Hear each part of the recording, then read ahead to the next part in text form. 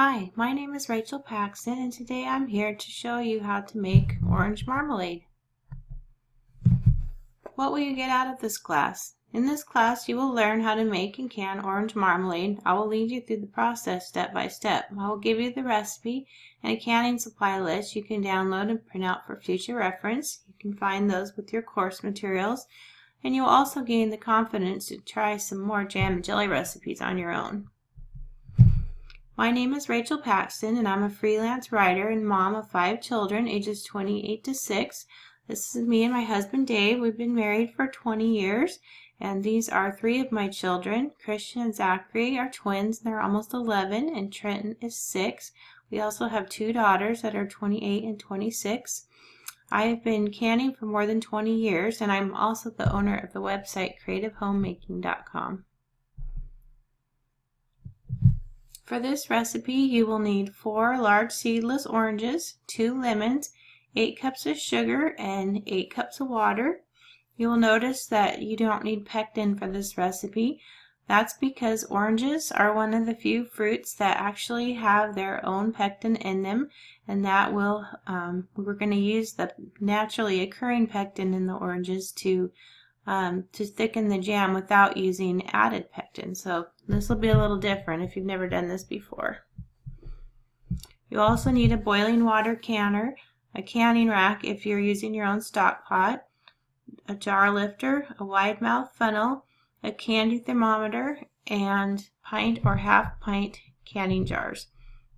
For this recipe, you're going to need approximately 3 pint jars or 6 half pint jars. This is what a boiling water canner looks like. You can get this canner at Walmart, or you can also order it on Amazon and have it delivered to you.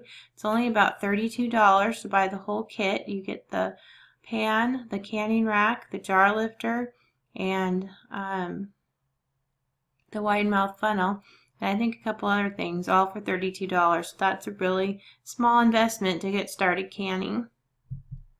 This is what the canning rack looks like. It will come with your kit if you buy the kit. You can buy these separately for $10 if you would like to buy one to use your own stock pot for canning. That's totally fine. You can use any big pan, but you do need the canning rack in the bottom of the pan so that the jars aren't on the bottom of the can, because they can break when they're being processed. And you also need enough room in your pan so that there's an inch of water above your jars. This is what the jar lifter looks like. And the wide mouth funnel, it's a little bit different than a regular funnel. The wide mouth funnel sits in your jar and it doesn't fall out, and makes it a lot easier for putting things in your jars. And the other thing that you need that's optional is the candy thermometer. If you're a beginner and haven't cooked very much, you probably would want to use a candy thermometer to make sure your mixture gets to the right temperature. If you don't have one and you're really brave, there is a way to do this without a candy thermometer, and I'll also show you how to do that. The first thing you need to do is wash your oranges and lemons really well, especially if they're not organic. The skins of the oranges and lemons are going to be in the marmalade, so you're actually going to be eating them. So you want to make sure that there's no residue from any pesticides or anything on the rinds. So wash them off really well, and then slice them into really thin slices, throwing the ends away, of course. Next, you want to place the orange and lemon slices in a large stock pot with the 8 cups of water and bring it to a boil. And after it comes to a boil, you want to add all the sugar and just stir it until it dissolves. And then place the lid on the pan and let it sit overnight. This recipe is a 2-day job.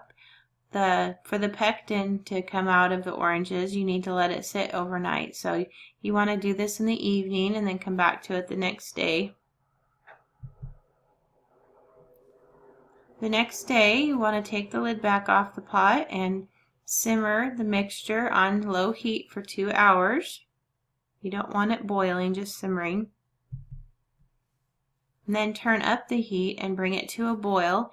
You want to boil it for at least 30 minutes or until the mixture reaches jelly stage on your candy thermometer, which is 220 degrees. This is really important.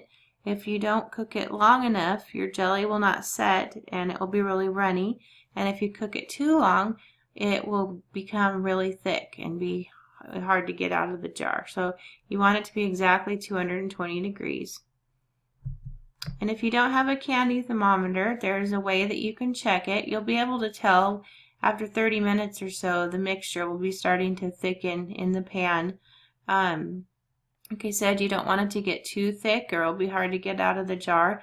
The way you can tell if it's a jelly stage or not is by taking a plate and putting it in the refrigerator or freezer to get it really cold, and put a little bit of the mixture on the plate, on the cold plate. And if it looks jelly-like this and it's not runny, it won't run across the plate when you tilt it. It will be a jelly consistency. Then it is done. So that's how you can test it without using a candy thermometer.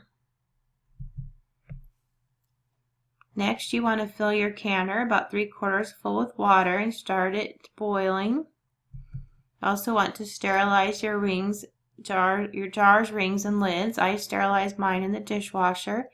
If you're reusing jars, that's fine. You cannot reuse lids, but you can reuse jars and rings.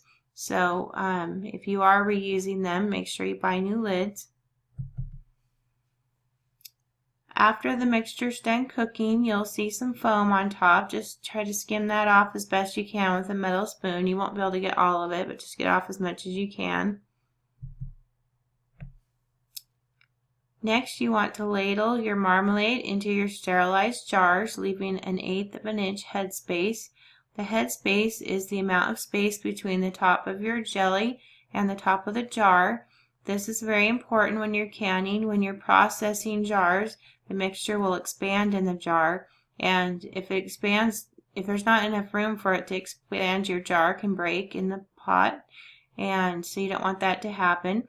You're going to have more headspace when you're pressure canning than when you're boiling water canning. Jams and jellies have the least amount of headspace because they don't expand very much when they're being boiled. So this recipe, you only need 1/8 of an inch headspace. Next, you want to wipe the rims of the jars with a damp paper towel or dish towel. This is to get off any residue or jelly that's gotten to the top of the jar. You don't want that to affect your jar sealing properly, so make sure they're clean. Put your rings and lids on the jars tightly, but not too tightly, just finger tight, and put them in the canner and process them for 10 minutes. And if the water's not quite boiling yet when you put the jars in, that's okay. It doesn't hurt them to be in there longer, but you just don't start timing until the water's boiling. After they're done, you take a jar lifter and remove the jars from the canner and set them on the kitchen counter to cool. And you'll notice that your jelly will still be a little bit runny when you take it out of the canner, and that's okay. It's just hot still. When it cools off, it should start getting thicker. So just let it sit on the counter for at least 12 hours before you move it to give it a chance to gel. When the jars seal, you should hear a pinging noise. Sometimes they'll seal in the canner, or they also can seal within 10 minutes or so afterwards after you take them out, but it can take even longer. So don't worry till the next day if they have sealed yet while they're cooling off. You should hear a pinging noise. To test if your jar is sealed or not, just take your finger and push down in the middle of the lid, and if it pushes down and up again, then it's not sealed. It should be flat. If you have one that doesn't seal, you can still eat it. Just put it in the refrigerator and it will last for a while in the refrigerator. But your sealed ones you can put in a dark, cool area for 1 to 2 years or more. Hope you enjoy this recipe. I know orange marmalade is an acquired taste for some. My husband had never tasted it before, and he was brave and tried it. He didn't think he would like the orange peel in the jam, but he actually really liked it.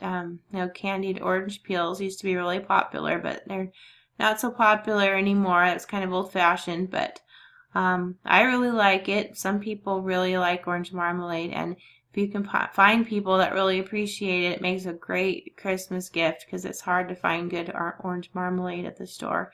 So this is really fun. Give it a try. Your friends will love you for it. And it was nice hanging out with you today. I hope to see you again soon.